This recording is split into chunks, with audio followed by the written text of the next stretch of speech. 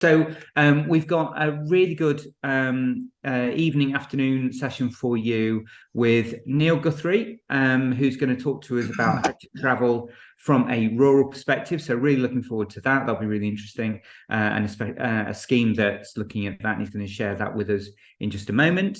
And then we've got Ranty Highwayman, Mark, on the good, the bad, and the interesting a little bit later, where he's going to take us on a trip to an island, apparently, which is quite exciting. But as ever, what we like to do is do a quick news roundup from around the UK. What's been going on in your area on how to travel? What have you got to share? What news has broken since last week? So who wants to kick us off with an update from their area? Anybody? Yeah. H? Yeah, there's something else I was going to bring up as well, but I can't remember what it is at the moment. But this week is the 20th anniversary of Cycling Scotland having a conference on Thursday. So if anybody's in Scotland coming along to it, that's a big thing. Plus, I discovered forest bikes up in London, and I've seen a website, but I haven't got much more detail. They look to be belt drive bikes in use in a park in North London. And Gaz, who's a bus driver, gave me the website details. I'm hoping to find out a bit more, because that seems to be sort of sparking off there. I don't know what their business... human forest bikes are in Islington. Thank you, Ailey.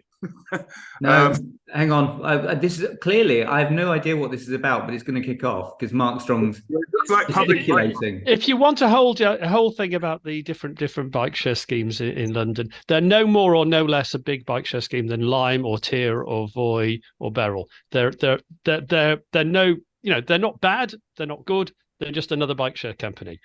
Thanks, Mark. I'm very interested in how these things are regulated, because donkey bike were piggybacking in the cycle parking stands of London Termini, advertising it, had no permission, paid no license, and there was no regulation. And the same went wrong for Mobike in Manchester, because Network Rail absolutely hated Mobikes being dumped all over Piccadilly Station. So I think I'll leave it at that. Thanks, H. Well, I mean, listen, perfect ranty start to the session. Thank you very much. I have to say, I quite like the brand Human Forest. They've done well on that bit. But Mark Strong, what's happening in Brighton? Well, just to say, by the way, they've dropped the brand Human Forest. They're now just Forest. And they've also have river bikes, which give 5% of their turnover, allegedly, to some charity to do with the Thames. I can't remember exactly what. So they're a bit more brandy than some of the other bikes. And they are British. So, but I have to be agnostic about all these. Maybe I should do a bike share update for people at some point. I think you should, Mark. That sounds like it'd be great fun. I only want to do clutching. It's clutching at straws time. So I've got to clutch at some straws in Brighton soon. There was a proposal for a modal filter in Brighton, which basically in Brighton style, he just had shared space everywhere. And I just said, look at what's doing in London. You need to have the cycle cut through as a dedicated, separated track. And the TRO has just been published, and indeed it has a dedicated separated track. So it's a very, very small clutching at straws, but at least they're listening to some things. It's a little victories, Mark, isn't it? The Simon Monk. That was a very surprised version of my name there, Simon Monk. Sorry, but apologies. I felt it deserved a bit of emphasis. Yay. Just to say, there is a piece of the Standard about jumping back to line bikes and dockless bikes. There is a piece of the Standard about the fact that Lime are apparently, who are the big dockless provider in London, are about to overtake Santander for hire journeys. So that's quite a significant kind of shift. There is a kind of ongoing piece of work by London councils on kind of shared standards, compliance, contracts, etc. London, and I suspect other UK cities are probably experiencing this by now as well.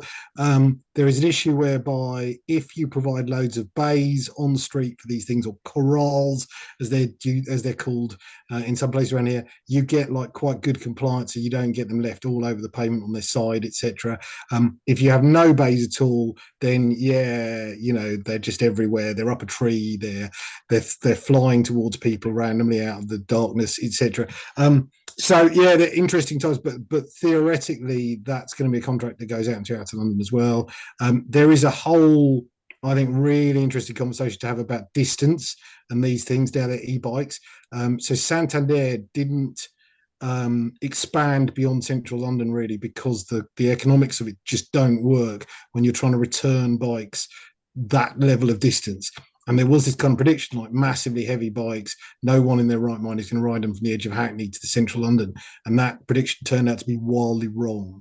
So whereas e-bikes, dockless e-bikes, you can obviously do them anywhere. So yeah, as they start spreading into out London, I think it's going to get very interesting as to how they do what's called rebalancing. They move the bikes that have gone in at 9 o'clock back out, etc. Thanks, Simon. Brilliant stuff. Adam. Yeah, this one's a slightly specific one to any area with a city region sustainable transport settlement that's ongoing.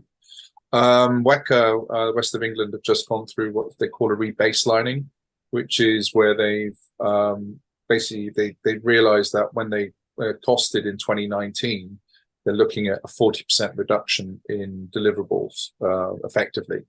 In the case of WECA, what they're doing is they've done some public consultations on stuff, but then arbitrarily they've had to resubmit this rebaseline to the DFT. So that's what they've already done. And in doing so, anything that was politically controversial got ripped out. And they also ripped out pretty much all of the cycle infrastructure that was going to be built because cycle infrastructure is expensive. Now, you may also be going through this if you're in a combined authority or metro area. You should be very aware of this because effectively the guidance is around about a third of that money that's been allocated. In the case of WECA, it's around about 640 million should be spent on active travel, on walking, wheeling, and cycling. And the reality, though, is it gets very complicated in this space, and there's also a lot of if it becomes politically hard, things are getting pulled out. And the other side of it, which I don't know, is maybe a WECA only thing. Usually they apportion amounts to UAs, unitary authorities, because they have to have a 20% uplift in their contribution. And then within that, they usually they also split the amount of money into packages of schemes that they're doing. So in the case of WECA, what they've done is they've tried to keep the money the same in all of the schemes. So you get this concept called peanut buttering, which is where it's spread so thin you don't get much quality. It just becomes poorer quality.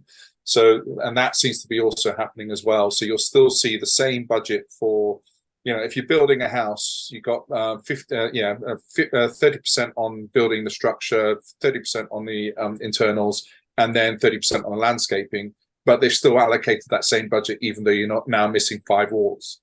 Yeah, and you need to cut back on the landscaping. So just be aware of it and investigate. And the challenge for the week ahead is to use the phrase peanut buttering in your working life or working or social life. Brilliant. Chris in Brighton, can we come over to you?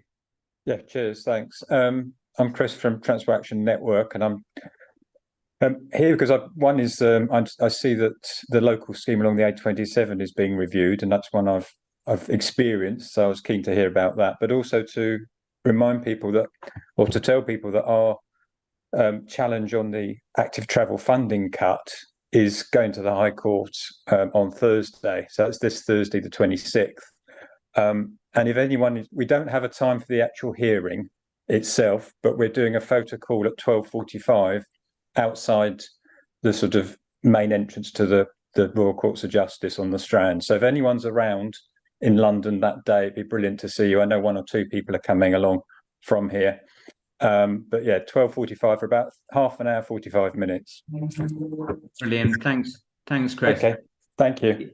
Brilliant. And just so that we don't miss it, if you might, could you post that in the chat as well, just so we know exactly what time and where to be? Sure. Thanks, Chris. Thanks. Graham.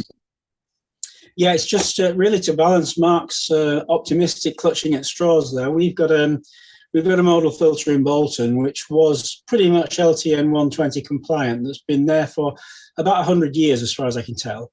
It used to be a footbridge. It had trees and curbs and lawns and a wide path, and it was protected by bollards, which were probably about 1.5 meters apart, which is great.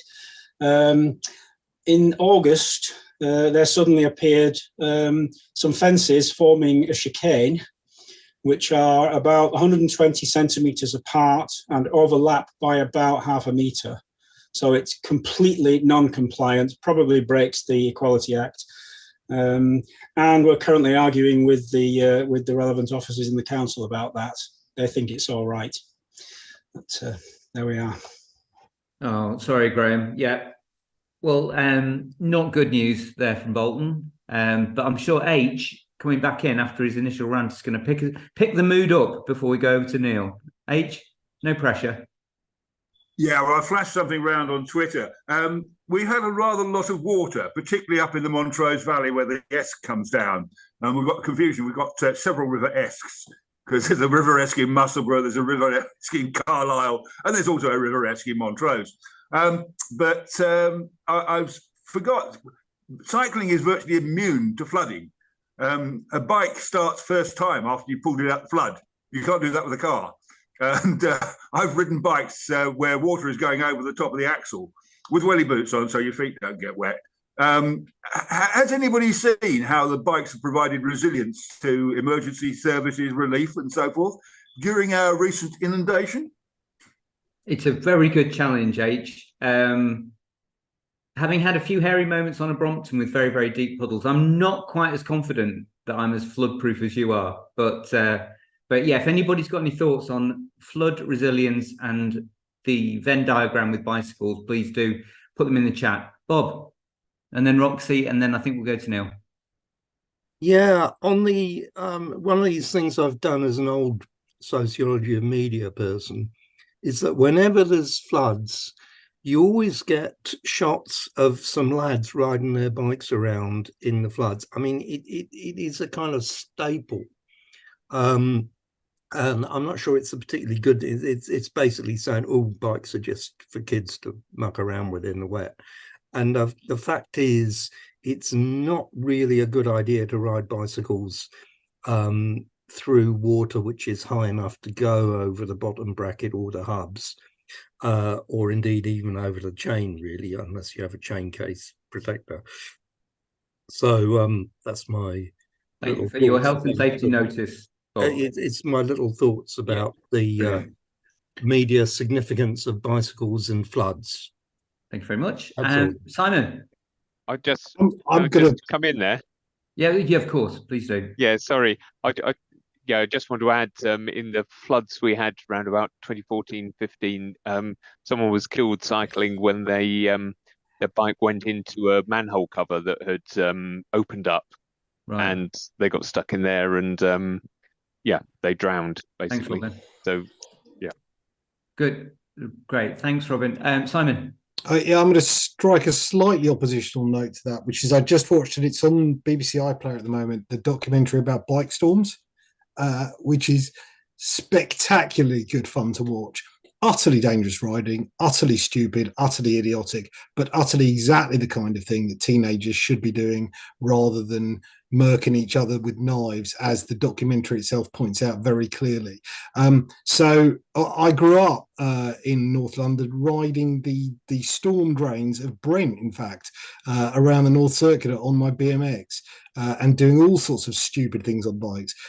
That is kind of what kids do. So yes, absolutely, really horrifying to hear someone's died, and treat bikes as a transport mode, but also kids on bikes having stupid fun is quite a stupid good thing.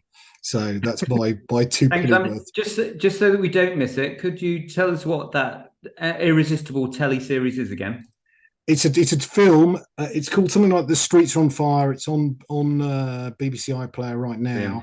And it's about the bike storms movement, which, for those of you who don't know, is a group of teenage and 20-something kids who ride around largely bits of London, but also bits of estates and all sorts of other places all over the place, having done things like removed their front wheel and just wheeling non-stop for hours on end and things like that. There is a Philadelphia guy called Fire Life Rex, I think, who has made an entire YouTube, Instagram, whatever career out of riding standing on his handlebars and seat. So these folks are incredibly skilled at riding bikes in manners that bikes were never designed to be ridden in a kind of parkoury urban chaos manner. It's a Storyville, and they're also supported by Stormzy, and they're great, and they don't wear lids. A lot of white kids, and the slogan is "Knives down, bikes up," or "Bikes Lovely. up, knives down." Right, I am going to move Links on. are in the chat. Thank you very much, everybody. And just so we're very clear, the organisers of Active Travel Cafe do not endorse in any way extreme dangerous cycling at all, but do watch it on the telly box. Right, I'm going to move us on to our first presenter this evening, Neil Guthrie. Neil, I'll leave you to, we've sent out some blurb in advance so people know what to expect, but I'll leave you to introduce yourself and take us through the rural perspective on active travel. Over to you, Neil. Okay, thanks, Steve. Let me just open up my presentation. Can you let me know when that appears? Yeah, we've got that, Neil. Thanks. Okay. So yeah, thanks a lot. So I met Claire Stocks at the Cycle County Active County Conference back in the summertime. I mentioned this scheme to her, and she suggested coming along and doing a presentation. I work part-time for Atkins in active travel. The rest of my time, I do various things. Maps is one of my main other pursuits. Doing a rail map of the Alps at the moment, but obviously not talking about that here today. Some of you might have seen me at the Cycling at Tea Time session because I helped to organise those. Also do the PTRC design of cycling course. So I should point out that I don't have any formal connection to the A27 scheme that I'm talking about tonight. It's merely as someone who's visited the area. I'm often down there just for kind of just to enjoy the scenery and doing various activities. So just someone who's been there a few times, made a few observations, and I do work in active travel, so hopefully they're quite useful, some quite useful technical stuff. I see that Mark Strong is on the call, and he lives much closer. I expect knows a lot more about it than me, so look forward to him chipping in. Okay, so let me push on. I've got about 15 minutes worth, so I'll try not to. I'll try not to go over that. Okay, I'm just trying to minimize various bits. Okay, so this is, hold on. Okay, so this text is taken from National Highways website that sets out the background to the scheme. It was obviously, it was completed this year, so it's been in the pipeline for many years. And so it's a Highways England reference, so before they switched to National Highways. And this is all the usual stuff that you get in these documents. It's all about smoothing the flow of the traffic, improving safety, but we've got this element of active travel, pedestrian, cyclists and horse riders are not catered for with insufficient crossing points and poor east-west connections. Bit of an understatement. It was pretty much impossible to get from east to west as far as I could tell before the new scheme was put in. Okay, so my next slide. There we go. So setting the scene, a little place called Polegate and Thurle were two little places where the scheme runs between. So that is East Sussex. You've got Eastbourne on the bottom right, and then South Coast and Brighton. The two blue boxes are the little villages between which the scheme runs, approximately 10 kilometres. So the A27, the corridor that it follows, it's a heavily trafficked trunk road. It's single carriageway. It's one lane in each direction. It's over 20,000 vehicles per day. It's pretty hideous to cycle on. According to this traffic count, not always 100% accurate, but a good indication. You've got a tiny cycle flow just registering 0 or 2 cycles per day when those counts were carried out. And there were no cycling or walking facilities actually on the previous layout, which looks like that. So a pretty terrifying thing to cycle along. It's not surprising that hardly anyone did. Okay, so I had a look at what you could do if you wanted to make the same journey on a bike before the new scheme was built, and you didn't want to cycle along the A20, the A27. And so I've traced that blue line, which follows minor lanes and some public rights of way, including, I think, a bridleway, maybe a byway. So it's very indirect, but would be quite difficult to navigate, and then maybe 30% longer than the direct A27. So it really was difficult to use beforehand. I've just pointed out that we're in the South Downs, which is a national park. It's been for something like 10 years. It's a pretty, I'd say it's a spectacular landscape, amazing hills and river valleys and meanders, and yeah, a really fantastic place to visit. And it's very close to the coast, and also the New Haven to Dieppe ferry. So there's some kind of tourism potential there for people coming across from France. I'm sure you're all very much familiar with the propensity to cycle tool. I'm not really an expert in it, but I've gone into it and I've had a look at the cycle commuting elements, because you can now look at schools. And I've had a go at the Go Dutch scenario. So basically, this is about imagining that we were in the Netherlands and we had a Dutch cycling infrastructure, a Dutch cycling culture, and the journey patterns were as they are at the moment. How many people would cycle between Polegate and Firle? And it actually came up with 0. So there were 0 people doing it when PCT, the data that it uses, which I think is 2011 still. And even if we had an amazing Dutch culture, it's just too far and it's too hilly to expect people to cycle between the two, commute between the two. So here are a few photographs that I took. I think I was there within a few weeks of its opening, Easter Sunday. So it looks pretty good. It looks a bit like a little country lane. It's 10 kilometers long. Parts of it run alongside the actual trunk road, the A27. Other sections are about 200 meters away. You've always got the traffic noise, unfortunately, but you do have some really attractive scenery to enjoy. Lots of crossings. There's a few Pegasus crossings, which obviously it's for horse riders, and combined with toucan crossings. Quite a lot of variety. Some straight sections, there's some hilly bits, there's some kind of semi-wooded bits. It's a really interesting thing to cycle along. So I was down there, I think it was the Easter bank holiday weekend, and there was an article, probably a few articles in the local media letting people know about it. So I did a little cycle count, or a cycle and ped count, and I factored it up, and I estimated around 400, perhaps 400 to 500 per day were using it on that particularly bright Sunday. And around 80% of the people using it were cycling, and 20% were walking. This was a bit higher than I expected, because there's a lot of traffic noise that you can't really escape from, and it's a long way between settlements. So I don't think you get a lot of people making local journeys as pedestrians. And also, there's so many lovely tranquil paths and bridleways in the South Downs. You really want to get away from the traffic. But there were quite a few peds there at the time. And it's pretty undulating. I think some sections were close to 10%. The longest gradient is that one on the left, middle left photograph. I think that probably climbs about 30 meters. And as you can see, they kind of landscaped it and they put in little kind of flat sections, like you get on staircases, maybe to try and regulate the speeds a little bit. But the sight lines were good in both directions, so I don't expect that will cause a problem. So quite a few cyclists using it. Bottom right there, you can see some, I think they're on a skateboard and roller skates. So we're getting quite a good mixture of users. And then fast forward a couple of, 5 or 6 months to September, when I was there on a Sunday morning. It was quite a wet day, heavy showers. I got there between the showers. So the flows were a bit lighter than about 20 per hour. It was all cyclists at that point. There weren't any pedestrians, and mainly people cycling in groups. It seemed like there were parents out with young children. Sometimes there were groups of 4. I spotted one solo cyclist. So I got the feeling that it was largely recreational on that particular day. And then I was there just yesterday to try and get some feel for what kind of use it picks up on a weekday, because I'd only been at weekends. And perhaps not surprisingly, the flows were a lot lighter. I mean, it's getting late in the year now. It was a bit showery last night. It was getting dark, but there was still a trickle of people using it. And I estimated from what they were wearing that maybe half of them were kind of road bikers just out for a bit of a high-speed workout. But no one was walking on it when I was counting yesterday.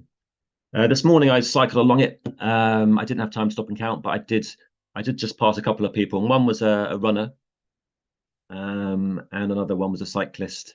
So it's getting a little bit of use on the weekdays. It'd be nice to see it on a kind of a warm, dry day and do a slightly longer count, but I was just trying to get a feel for the kind of traffic that it was attracting. So looking at challenges and shortcomings, I'll just have a quick gulp. Unfortunately, it's got a dreaded cyclist dismount sign. And I think the scheme, by the way, cost about, from what I can find out, something like £10 million for 10 kilometres.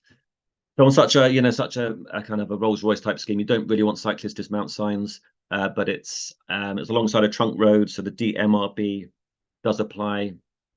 I guess you've got about a 2 metre wide section in that point, and maybe only half a metre verge. And due to the speed limit, you probably need a wider verge, maybe 1.5 metres.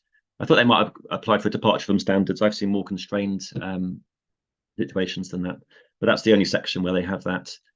They've got signs all the way along it, but none of the signs have distance, and I'm not that familiar with the local area, so I was a bit confused. I cycled along, how much further have I got to go?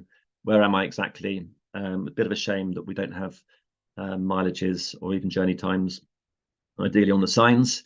But you can pick up the distances, but only when you're right next to the main road and there's general traffic signs which happen to have places that are relevant to you. So that's a bit fuzzy, but Berwick is one of the railway stations along the route, and Firle on the bottom right.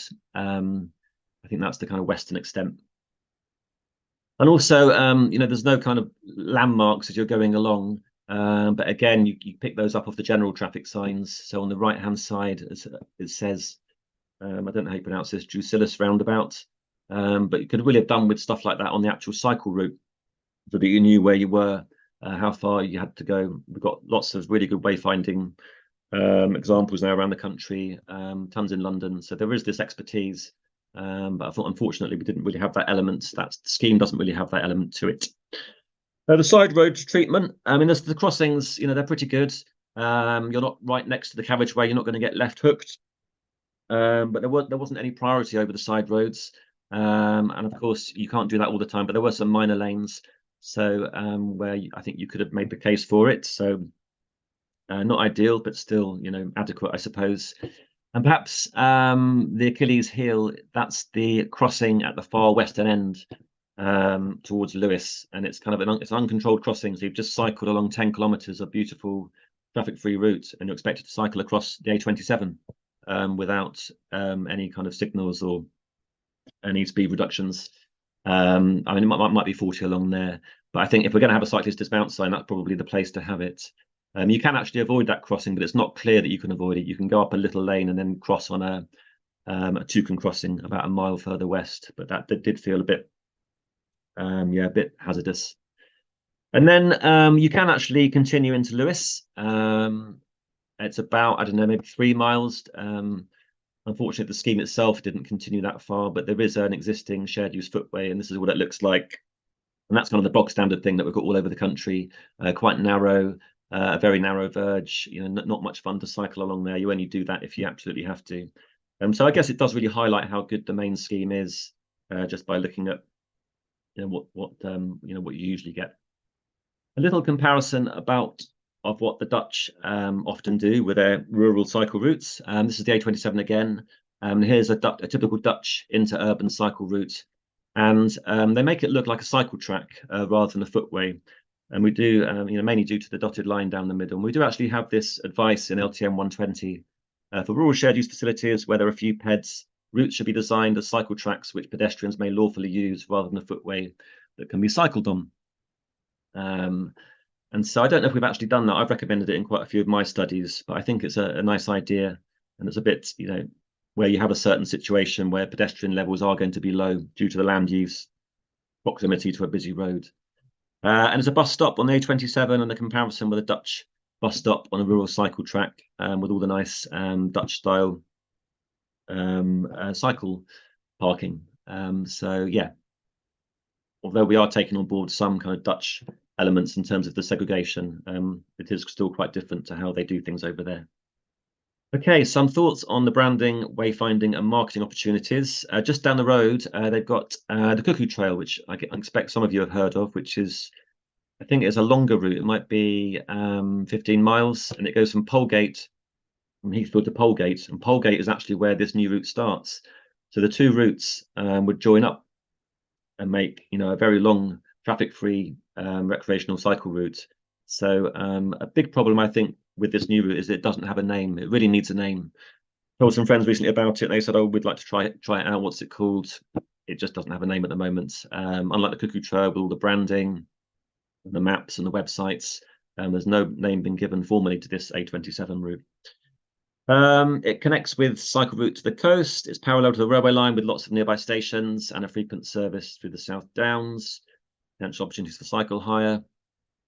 As I mentioned already, the wayfinding is a bit of a missed opportunity. I want to indicate distances to settlements and locations along the route.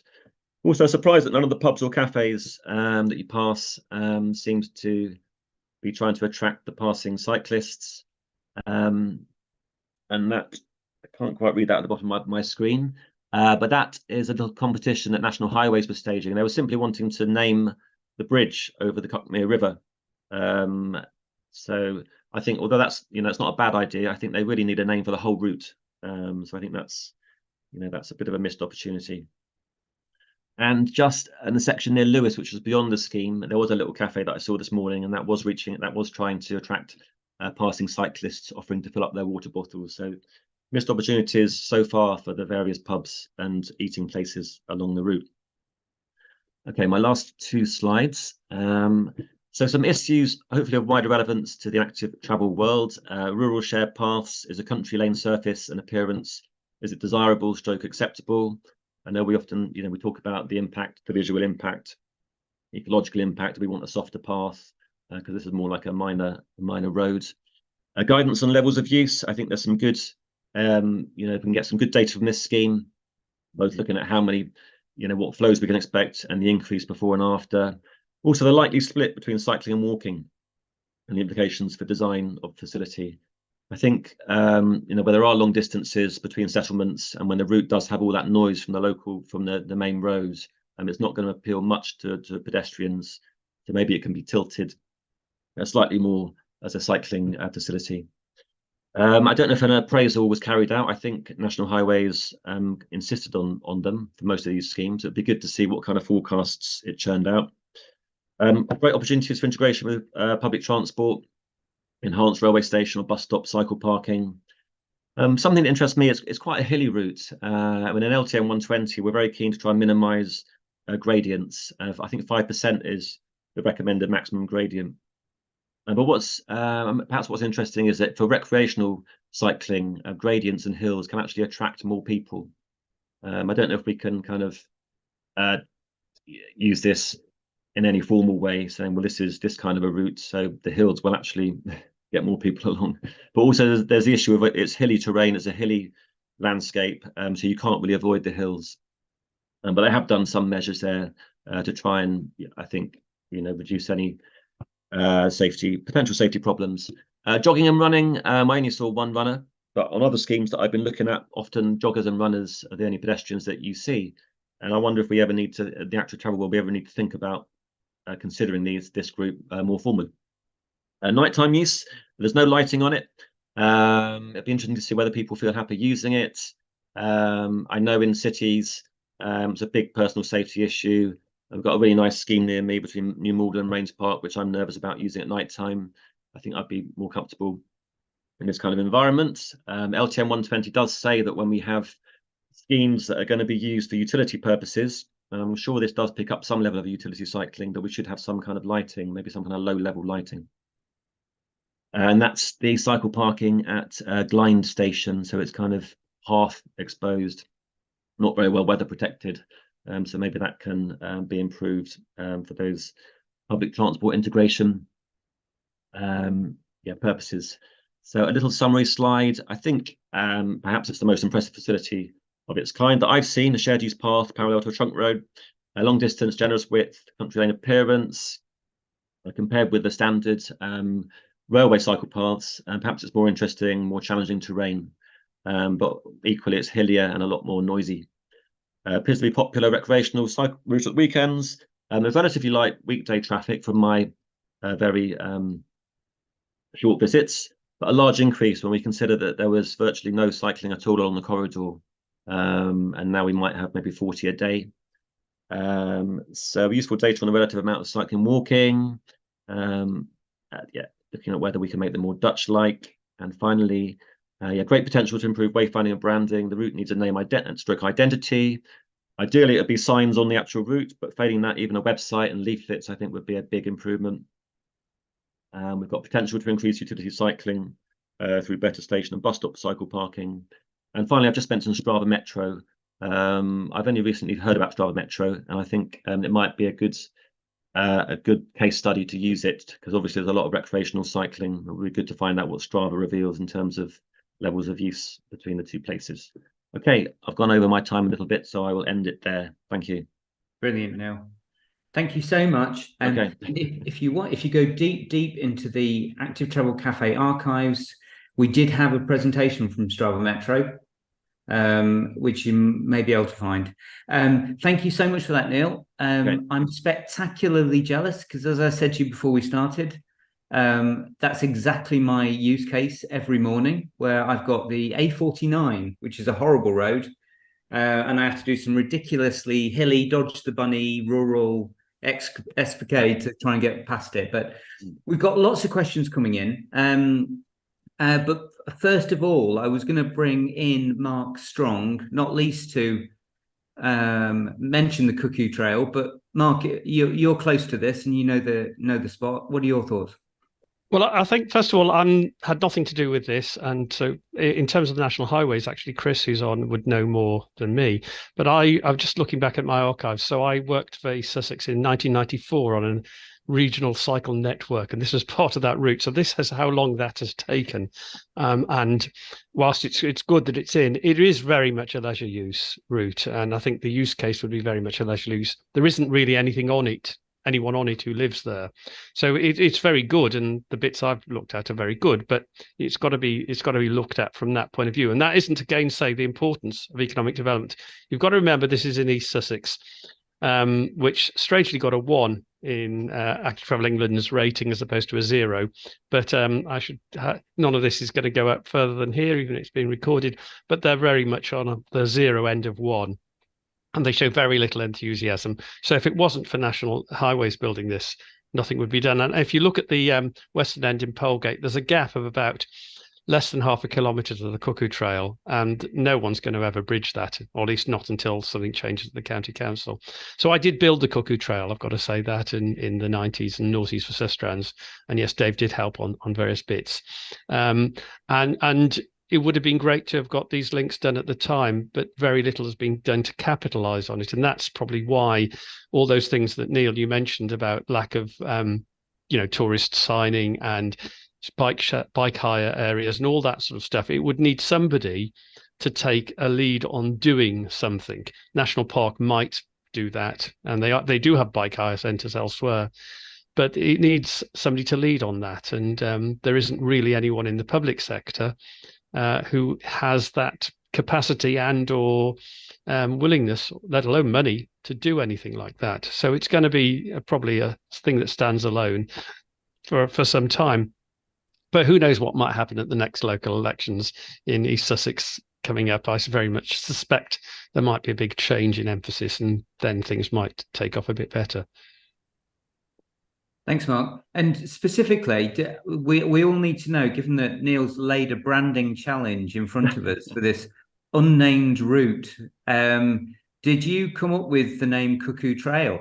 Are you the branding guru we need for this route? How long have you got? No, the Cuckoo Trail comes from the old legend that the first Cuckoo of Spring was released at the Cuckoo Fair in Heathfield, which is at the top end of the Cuckoo Trail.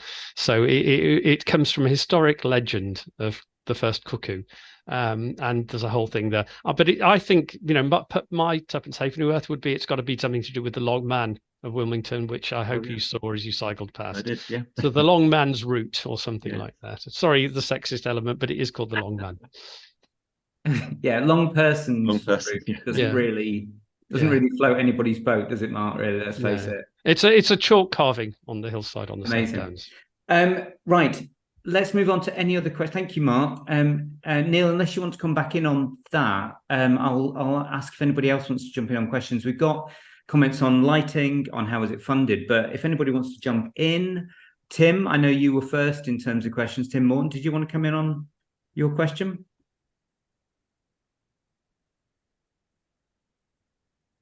Or Tim has gone to make a cup of tea? In which case I'll move on.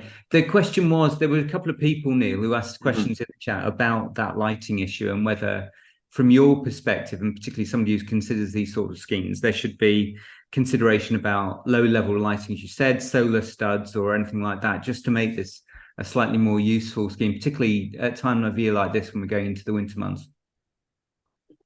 Yeah, I think that would be a good idea. I mean, they've got them on the local one I mentioned here between Rains Park and New Malden, and it does help a lot. I mean, it's still, I suppose it's safety in terms of making out the side of the path at night time, rather than doing anything much about personal safety, social safety.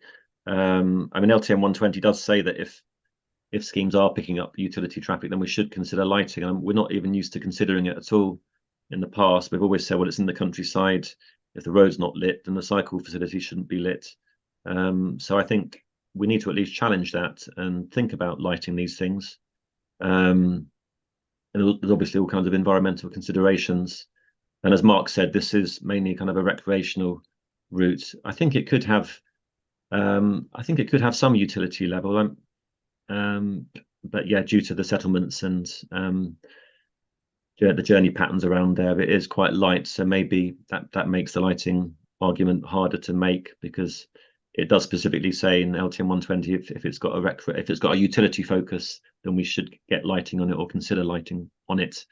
But yeah, there you go. And Neil, another question that was in the chat is the question of funding, economic viability, the case made for it. As you've looked into this particular scheme, could you help us with any insight as to where it got the funding from? Was there an economic case made for it? How does the money stack up on this scheme? Do you know? Well, yeah, as I mentioned at the start, I didn't have any formal connection to the scheme. I assumed it was funded out of National Highways designated funds pot, which I guess Mark might be able to confirm. And if it was, then there was an appraisal that I think all those schemes used, because I was involved in other schemes, not this particular one. And there was they came up with their own specific appraisal technique. I think more recently they've changed to the standard active modes appraisal tool, which is the kind of the wider one. So it would have had some kind of appraisal undertaken on it. There was no one cycling along there beforehand, and there's a few hundred a day on a warm spring summer's day, and maybe there's not that much fewer on a warm winter's day. So I think the increase in cycle and pedestrian traffic, I can't imagine they predicted a bigger increase in terms of kind of recreational use. It was very light today. I guess it partly proves that the propensity to cycle tool is spot on. There was no commuter demand despite the quality of the facility, but it's still picking up a few trips. But yeah, I can't really say in terms of whether it's hit the figures. It would be really useful to find out from National Highways what was predicted, and how it fared in that appraisal. Thanks, Neil. Yeah. I think Chris Todd might come back in on that in particular. Okay. Chris, did you want to come in on that? Yeah, just to explain a little bit of the history, because I think this is not something we're necessarily going to see rolled out across the country. Well, hopefully we might in the future, but not at the moment. This came about because Norman Baker was the Lewes MP, but also Minister, one of them in the Transport Ministry. And this was a 75/70 million pound overall scheme to address the A27 issues. And the active travel was developed as part of it. And as far as I'm aware, it wasn't anything to do with designated funds. It was its own scheme fund to address A27 issues. So there was expansion of the roundabouts and some minor other tweaks along the road, as well as this scheme being put in. Right. Thanks, Chris. Yeah, I couldn't actually find. I tried searching for designated funds connection, and I couldn't find any. So yeah, that makes sense. I know designated fund schemes would have had an appraisal specific to the active travel route. So maybe if it wasn't under that category, then maybe there wasn't anything specific. Thanks, Neil. Neil, quick question that's come up in the chat from you sort of exploring the route. Are there good access routes actually adjoining the track? Are people accessing it from quite a few different routes that come into it? There are some pretty good ones. Yeah, I was really impressed. There's one to there's a little station called Berwick, which is about a mile to the north of the route, about halfway along, and there's kind of a fairly busy minor road, and it's got a separately aligned shared path, which you hardly ever see. It's not right next to the carriageway. That's pretty useful. You can get onto Lewes. The shared path continues. It's not much fun. It's right next to the carriageway for the last few miles. So I did it back in April, I think. You just grit your teeth and get on with it. There are actually signed routes to the Cuckoo Trail. I spotted one today from about halfway along. There's a minor lane route to the Cuckoo Trail. So to the north, there appears to be a network of signed routes. To the south, I saw a few signed cycle routes. I think one took you down towards the coast. And at the eastern end at Polegate, it does start within the built-up area. So although you have to navigate some junctions and some busy roads, you are within the 30-mile-an-hour limit, I think. So you can get to either end easily enough, and there are some connections. I think most of those just happen to be there already. I don't think they were delivered as part of the scheme. There's lots of there's new crossings, and they've improved the signage where the scheme meets public rights-of-way footpaths and bridleways along the route. You can see a lot of kind of new styles and gates and signage. So I think the connections are pretty good, really. I mean, I'm sure they could improve it a lot, but yeah, you can get to the local stations easily enough, and it connects with other bits and pieces. Right, thanks, Neil. So Okay. Last question, and then we'll move on to Ranty Highwayman. As you might imagine, on this particular call, there's quite a lot of Dutch infrastructure fans with us, so they may need to help. I'm looking at Ruth as well at the moment. I may need to help with this because Mark, actually, Adam posted a question for me in WhatsApp, which is: are there any plans for Dutch-style maps as used between major? This is in the chat. Knooppunts, KNOOPUNTS. Unless it might be a typo. It's Knooppunts. It's the system they use for marking. Sorry for interrupting, but it's me. Basically, that wasn't an interruption. It was a rescue, Ruth. Thank you. It's Knooppunts, and basically that's the system that they use, which we really need here. But they also at major parts have a map which shows the next section that you're going to. So it's very good. And the new cycle route, which I went on last year, which I did a report from, has motorway or dual carriageway style signage, like telling you how many miles to this and how many miles to that, and the arrows. So thanks. Brilliant. Thanks, Ruth. Well, listen, Neil, last question then, off the back of that, is do we need a gorgeous national map of all of these Knooppunts opportunities, given your experience of this one alongside the A27? Well, maybe yes, if there's if there's enough of them. I think one issue about the branding. I think ideally we'd have something on signposts actually on the route, but you do get some recreational cycle trails which are just a website, which isn't ideal. And just maps, but nothing on site. But as there isn't anything there at all at the moment, I think even just a website would be worth doing, just to give it a local name, to get local people talking about it, just to give it an identity. So sorry, that's not really what you're talking about, but it was just something I wanted to mention. So I think it's like they've done all the hard work. £10 million spent on this incredible route, and the easy stuff about coming up with a name has been overlooked. Well, I think, as you know, Neil, we've cracked it tonight. It's the long person trail. Yes, better than I was thinking of the South Downs cycleway, but that's only a short part of the South Downs. So I think Mark's got a better suggestion. Brilliant. Ruth, did you want to come back in briefly? Yeah, very briefly, because a few people have mentioned, and you mentioned, Neil, the noise, and I have said in the chat that I cycle in Holland alongside major roads a lot, and I've said it in previous sessions. They don't have the same traffic noise that we do here. So they obviously surface their roads better, and I wondered if there's anyone on the call who might know about why we can't surface our roads more quietly. And the other one was, and it's completely gone. Oh yes, so in Holland they have red routes and green routes, as we know, and this looks like it's a green route. LF is one that's used all the way through Europe that people might know, and it could be marked as just an LF1 or an LF2 in either going east, west, north, south. Thanks, Ruth. Right, I'm going to wrap it up there. Thank you so much, Neil. If you check the chat, there are already branding ideas being launched in the chat. I think you could go away with at least half a dozen from this evening. Good. So, yeah, we'll expect to see those signs up in no time at all. Brilliant. Thank you so much, Neil. That was absolutely brilliant. So now we're going to go to our final section of the evening, which is Ranty, Highwayman. Mark, the good, the bad, and the interesting. Over to you. Thank you. Give me a minute because my screen's not quite working.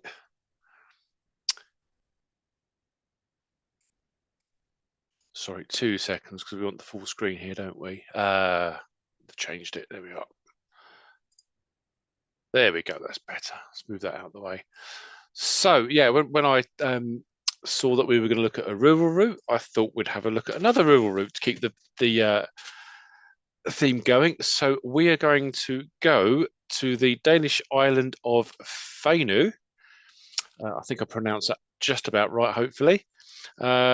Which is, well, as we'll see in a second, lovely view of the North Sea here. So Copenhagen is over here in the east. So Fano is this island here over in the west, and it's off the coast, sort of the much bigger town of Esbjerg. And Esbjerg is a very big wind turbine assembly and dispatch port. So here's a little zoom in here.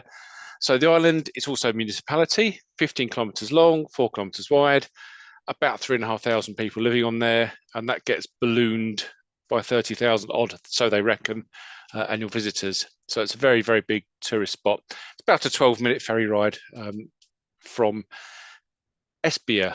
I've got that written down so I can pronounce it correctly. The capital is Nordby, up in the north. We have, I'm not even going to try and pronounce this correctly, but Sonderho at the bottom. And in the middle here is Rindby. There's a big, big sandbank out to the west. And if you look on sort of the satellite view, all of this is sandbanks and dunes and everything. So typical for this part of the North Sea that runs up the Danish coast, down Germany, down to Netherlands and Belgium and beyond. So let's do a little walk, as I did on the day.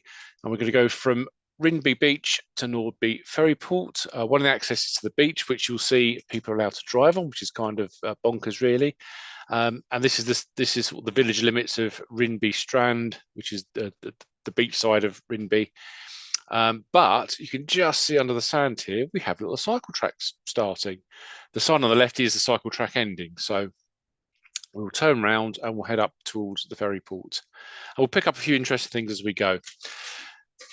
So this cycle track that I'm going to look at is in common with those we talked about a minute ago. It's a cycle track on which pedestrians have full rights. It's a shared path, and in common with many places on the mainland, there is a centre line. From a walker's point of view, it was quite useful because I've just pitched myself over on the left-hand side here so I could see who's coming towards me and so I didn't get in the way of anybody coming up behind me. The bit down at the Rindby end kind of has this spine route where it's not passing some of the bars and restaurants and campsites. There's actually little bits of footway outside those places. What you do notice, of course, is being a seaside beach place, it can get very busy with people walking on it, but that's fine. As a cyclist, you slow down and just get on with it. So let's carry on. There is a bus service even on this tiny island. It's reasonably frequent. There is a winter and a summer timetable, and out of hours there is an on-demand service from what I can work out. Few very basic bus stop laybys here. They're not particularly big buses, but what you'll notice is because people are getting on and off the bus, there is some separate footway there for passengers. So you just a little bit of comfort there, a little bit of space to get off the bus, orientate yourself before you carry on.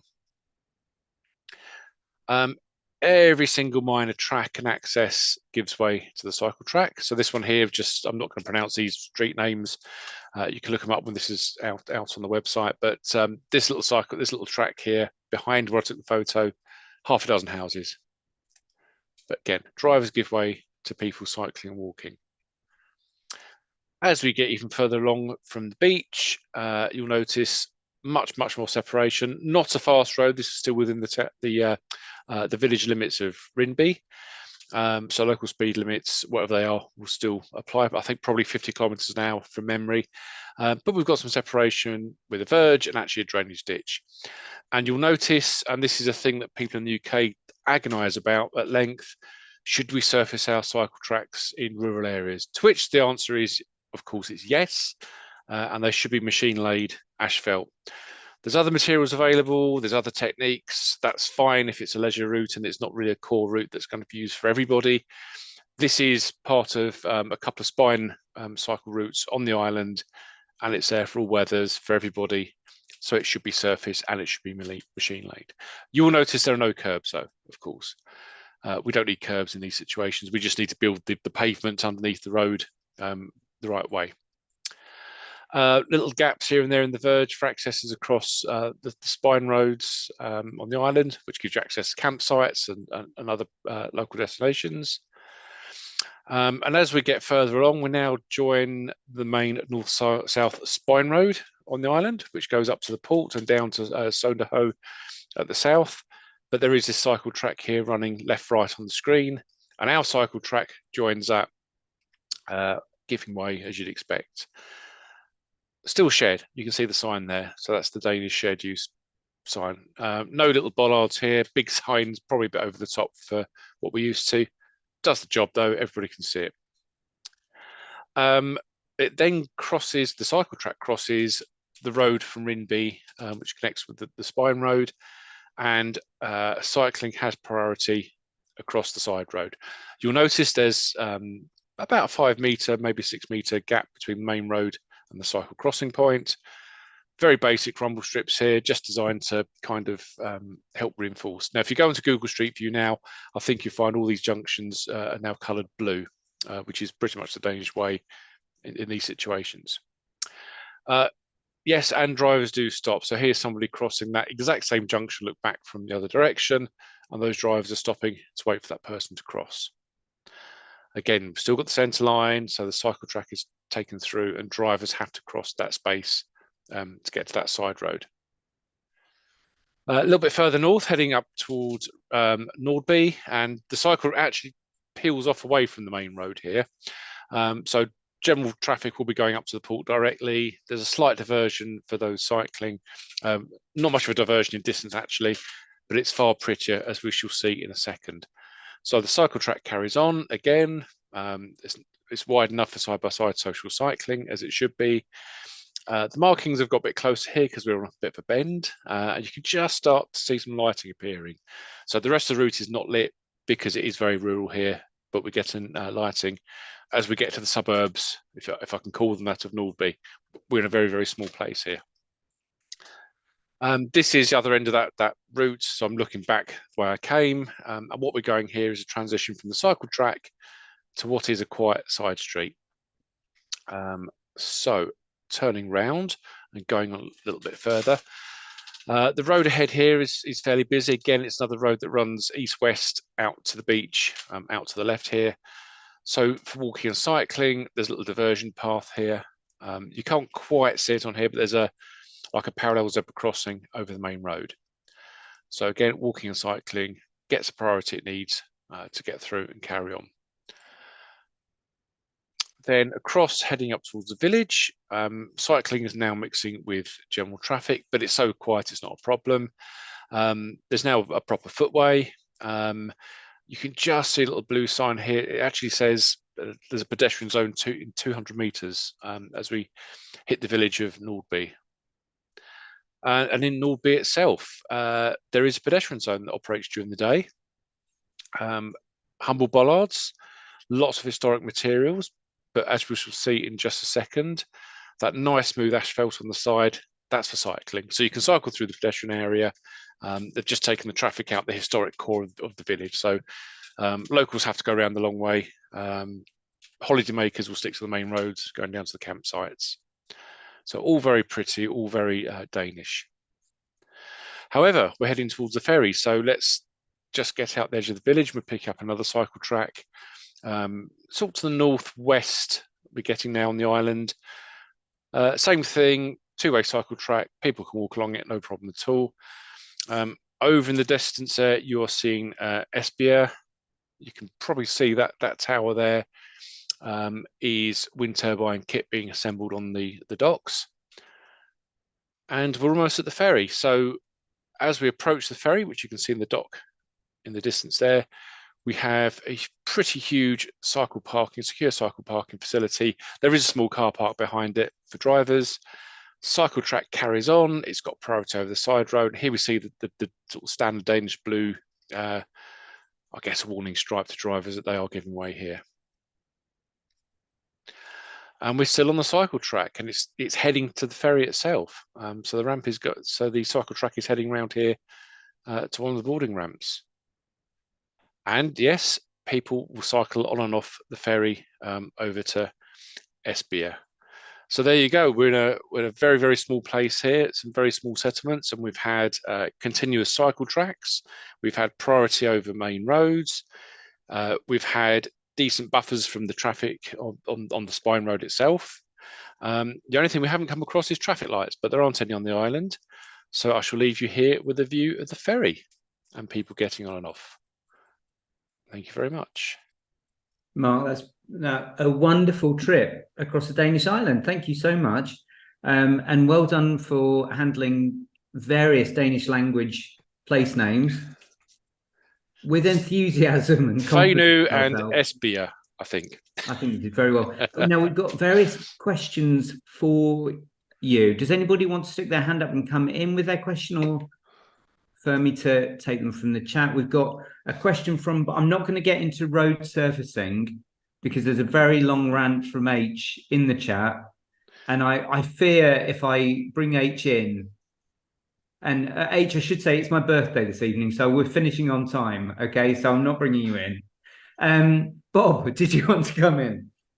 Yeah, I put it in the chat, but it also applies to the previous presentation, and that is bunding, I think is the correct term, for some kind of barrier on the carriageway to prevent motor vehicles from coming off the carriageway onto the cycle track. Now, there doesn't appear to be any, and maybe there are no problems with motors coming off the carriageway, but just give us your thoughts on about whether that's necessary, it's desirable, too expensive, or whatever.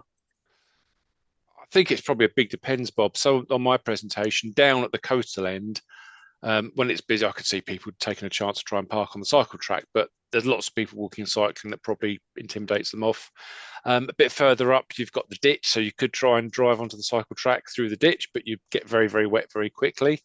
So I think it's on context. If you're worried about drivers using that as parking, then if you could do it with natural landscaping, for sure. So either some sort of ditch or a bund, as you've said. There's all it's sorts of more a question of actual safety stuff, that they're going too fast and come off the carriageway. Oh, okay. Yeah, I mean, I mean, it's certainly in the UK, we tend to use things like safety barriers, protecting drivers from themselves, as you'd expect. To be honest, I'm not aware of any studies or any real issue of drivers leaving and hitting people. Now, it does depend. If you go across, further south on that side of the North Sea, you do find a lot of safety fences with cycling behind it in the Netherlands. Certainly where you've got very, very little gap between the carriageway and the cycle track. If you've got tons and tons of space, so it's a big open piece of grass, then that risk is a lot lower. So I really guess it goes down to your risk assessment, Bob. Horses for courses, as usual. Brilliant. Thanks, Mark. Brilliant. Anybody else got questions for Mark? Thoughts on our trip to the Danish island? No? Okay. I am going to just mean one thing. Go on, Adam. It's more of a comment. It's quite interesting how when we were looking at the 10-kilometer route earlier, that we were trying to come up with a name for it because it's such an unusual thing that we do. Whereas you look at there and what Mark's just presented, it's just cycle track. Yeah, it's part of the DNA of a road. It doesn't need to be anything special. And I think that's a really good point, Adam, and that's part of the reason I picked this one out, because I can do Dutch, it's fine, but I thought the Danish experience here would be interesting. As I say, it's a 15-kilometer long island, 3,500 people live there, and certainly I was seeing people cycling to the port because the jobs are over on the mainland there at the wind farm factories, and it's just utility cycling. And I was there in the chucking rain, and there's plenty of people out. So, we should just be doing that. It should be boring. Right. Okay. So our infrastructure aspiration is to be boring. Mark, I think that's Mark Strong. Did you want to come back in? Yeah, well, just on that. So we're doing some work in Hackney, and when I lived in Hackney, there was 2 routes that crossed at London Fields. It was the Market Porters route and the Morris Hope route after a local boxer. And I mentioned that to a meeting when I was in Hackney about a month ago, and they said, "What? Who?" Never heard of the names, because in Hackney we just have routes everywhere. So Hackney has reached that level of dropping names and being boring of just having routes. So it can happen in in Britain as well. Brilliant. Thanks, Mark. So as somebody that actually does branding as a day job, I'm feeling a little bit depressed about this because I was very excited there for a bit, but I totally get the point. If it's so usual and so expected, it doesn't even need a name. Isn't that an exciting prospect for the future? Mark, thank you again for taking us to our Danish island. I am going to wrap us up. Next week for everybody is half term, so we're taking a break, but we will be back. H is still ranting in the chat, by the way. I think we might have to leave the meeting open just so H can keep going all night. The week after half term, we've got Dr. Tom Haynes-Doran from the University of Leeds showing the findings of his recent research into car consumption finance. So there you go, going somewhere completely different immediately after half term. So please do come in. The same link, if you're new to Active Travel Cafe, it's the same link and it lasts until December. So please do join us for that because it sounds really fascinating. Thanks again, Neil, for presenting. Thanks, Mark, Adam, Roxy for helping out. It's been a roller coaster. Norman Baker's cycle route along the A27. Peanut buttering as a verb. Who knew? The ancient cuckoo myth, courtesy of Mark Strong, and a visit to a Dutch island. So I think it's certainly been an enjoyable evening for me, and I'm about to go and have a birthday drink. So thanks for joining us, everybody, and it's been lovely seeing you. Take care. Have a good evening. Cheers, then. Happy birthday.